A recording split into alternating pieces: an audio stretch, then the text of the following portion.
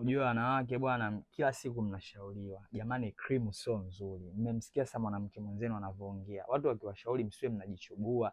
Cream hiyo mwanangu sio nzuri, kwanza kwa ngozi mpaka kwa ubongo. Sasa yule pale mnamwona anachokiongea, yaani anakuambia wao wanawake weusi wataolewa na nani? Hivi wewe nani kakwambia mwanaume akitaka kuoa anaangalia rangi?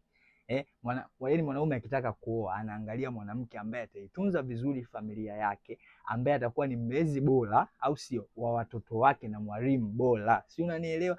Huo weupe hizo ni mbwembwe. Sasa yani hamna tofauti na mwanamume ambaye anadaika na mwanamke mwenye makalio makubwa. Wewe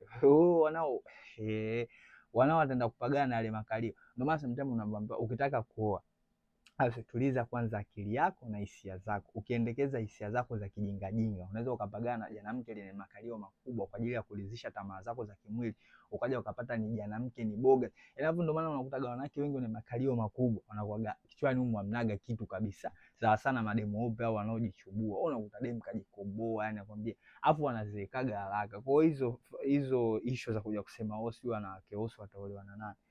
Wanawake weusi wanakuaga ni latest sana. Kwani huu ni upumbavu tu anaongea, ni mwenyewe kajikoboa, kashajichokea na maisha kabisa, anaonekana ni huu ni kahaba aliyepitiliza mwehu mmoja, anakuja anaongea utumbo.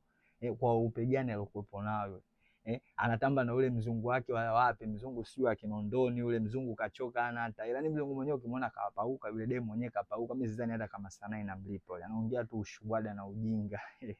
Kajichokea yule, anaonekana hata ukimtupa hapo mbwa mwenye njia zake hawezi, afa anakuja anaongea utumbo eti wanawake weusi wataolewa na nani? Nani kakwambia mwanaume mwenye akili anapagaga na wanawake weupe? Kwanza wanawake weupe tena walojichubua, akitembea kwenye jua msogelee karibu usikie harufu anaotoa. Mkiambiwa makrimu sio mazuri, anachoma mpaka ubongo, na ndio maana anakuja mbele ya media anaongea utumbo. Ni ujinga na upumbavu.